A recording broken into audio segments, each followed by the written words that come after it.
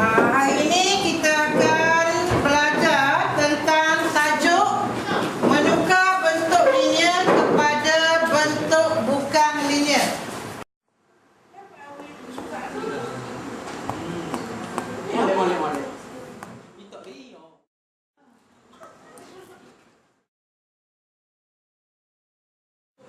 Mengenal pasti graf yang sesuai, beberapa langkah perlu diambil, iaitu langkah pertama, membaca soalan yang dikemukakan dengan teliti. Yang kedua, selepas itu garis kata kunci. Kata kunci ataupun clue untuk memilih media yang sesuai. Yang ketiga, tentukan jenis graf yang sesuai.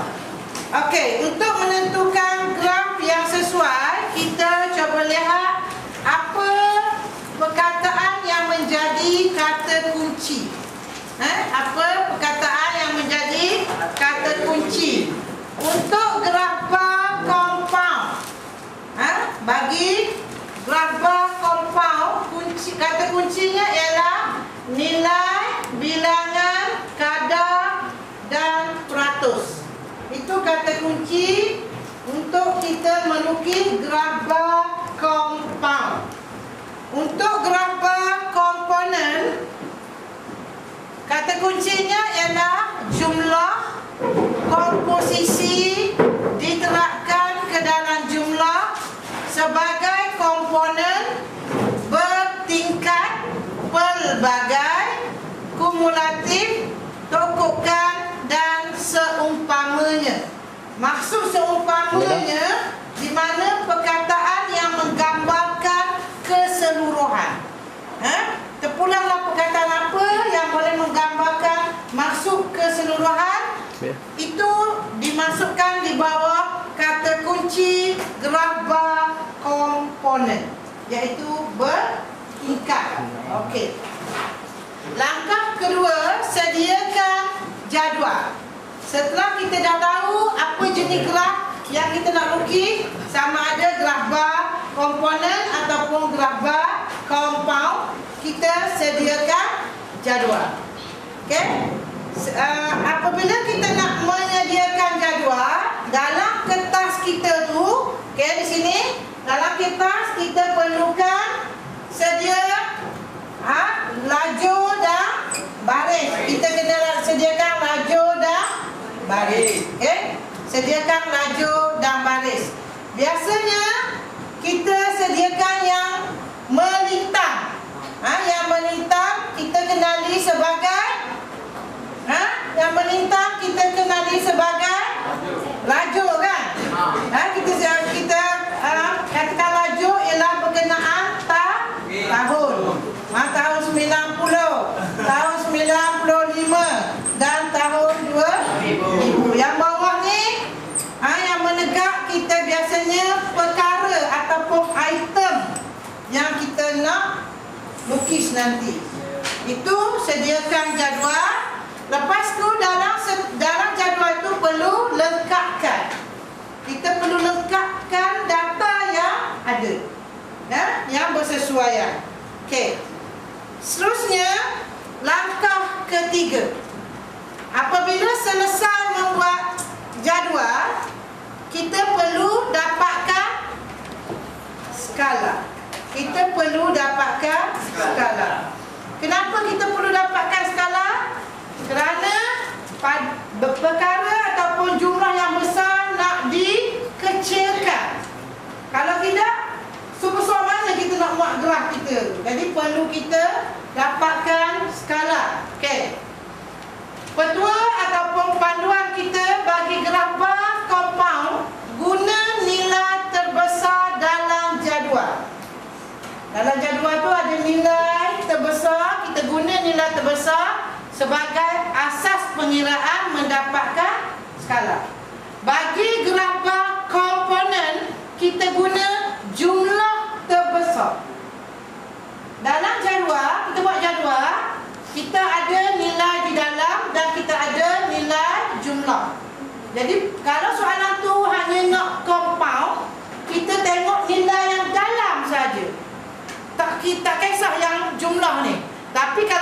melukis grafik komponen, kita kena dapatkan nilai jumlah yang di bawah tu sebagai asas pengiraan. Okey. Cuba kita tengok contoh macam mana nak dapatkan skala. Cikgu bagi contoh di situ, nilai yang besar ke yang nilai di dalam ataupun nilai jumlah 27856 dibahagi dengan 14. Okey?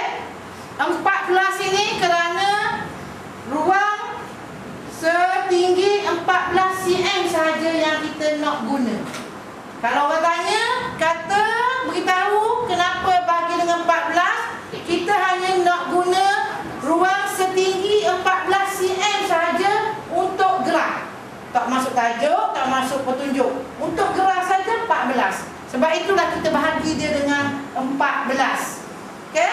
Dan kita akan dapat nilai dia 1989.7. Petua kita kena bundarkan. Bila bundar, yang paling hampir dan yang besar daripada angka tersebut ialah 2000. Jadi skala kita 1 cm mewakili 2000 unit. 1 cm mewakili 2000 unit. Cuba kita dapatkan, cikgu beri contoh. Cikgu beri contoh, kalau kita katakanlah 14000, jumlah yang paling besar, kita bagi dengan 14. Jadi berapa kita akan dapat? Berapa kita akan dapat? 1000 cm. Bermakna skala kita akan jadi, siapa yang nak jawab? Siapa nak jawab? Bangunlah. Sebut seperti mana ni? 1 cm mewakili 1000 unit. Masa dalam ini kita pakai unit kerana kita secara umum. Kalau kita dah fokus orang, maka tukarlah unit itu kepada orang. Kalau kita dah ada tan metrik, kita tukar tan metrik lah. Ni sebab tak ada unit. Jangan dalam jawapan terus tulis unit je. Salah. Dia berdasarkan pada petikan yang kita ada. Okey, dapat dah skala kan? Bila dah dapat skala, kita nak pergi pada teknik melukis graf. Teknik melukis graf. Yang pertama, tulis tajuk graf. Mengapa cikgu letak yang pertama tulis tajuk graf? Yang pertama, nilai markahnya besar di sini. Salah tajuk, markah awak maksimum 6. Maksimum, belum pasti 6 lagi. Maksimum 6. Jadi, pastikan dalam tajuk apa yang perlu ada. Ada 3 perkara. Yang pertama, peristiwa. Itu contoh. Saya kata, contoh EG itu contoh. Kedatangan pelancong asing. Itu peristiwa. Berdasarkan pada petikan yang kita ada. Ni kita tak payah fikir. Peristiwa apa yang kita nak buat, tak payah fikir. Yang kita perlu lihat soalan dia. Itu peristiwa. Lepas tu kita ambil masa yang diberi. Masa yang diberi, jangan sekali-kali menulis tempoh yang diliputi. Itu pun dikira salah. Walaupun dalam soalan kata tempoh yang diliputi, kita pun ikut tempoh yang diliputi. Sedangkan kita dah baca teks di dalam tu tahun berapa-berapa. Jadi kena ambil fokus terus tahun bila. Itu masa. Kalau tanya bila, tempoh yang diliputi. Bila tempoh yang diliputi? Sampai 2 tahun tak terjawab. Betul tak? Bila? Jadi kalau logiknya tempoh yang diliputi itu tak pergi ke mana? Jadi itu yang nak pegangkan. Yang ketiga ialah dari segi tempat. Peristiwa ini berlaku di mana? Kalau di Malaysia, tulis Malaysia. Kedudukan tak kira, di depan ke di belakang boleh. Tak semestinya Malaysia bertindak tulis peristiwa. Tak semesti. Kalau tulis belakang, kedatangan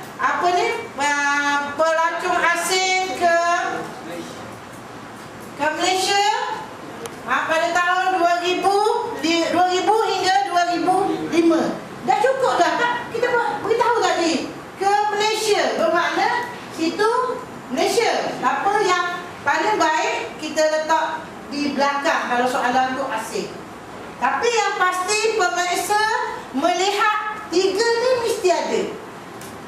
Kedudukan nombor 2 mesti ada dulu nak menentukan markah awak tu per dengan 15. Tertinggal, tak letak kat mana-mana. Pelancong asing tahun 2000 tak ada tempat mana-mana. Itu maksimum 6 juga. Jadi awak kena ambil berat sangat tentang tajuk ni. Kita dah buat comel dah, dialog dah lengkap, tapi tajuk tak lengkap. Jadi tak sempurna. Ibarat orang lah, tubuh cukup belaka, muka tak ada hidung. Jadi kita pun suspend. Dia ni boleh makan penuh dah. Sempurna dah orang yang tak ada hidung. Okey. Seterusnya, labelkan paksi X dan Y. Paksi X dan Y. Oleh kerana kita contoh tadi peristiwa, biasanya label nama bagi paksi Y yang tegak kan, adalah peristiwa. Peristiwa. Kalau kedatangan pelancong. Kalau berkenaan dengan pengangguran, tentang kemerosokan ekonomi, dia duduk di paksi Y. Yang ini tahun.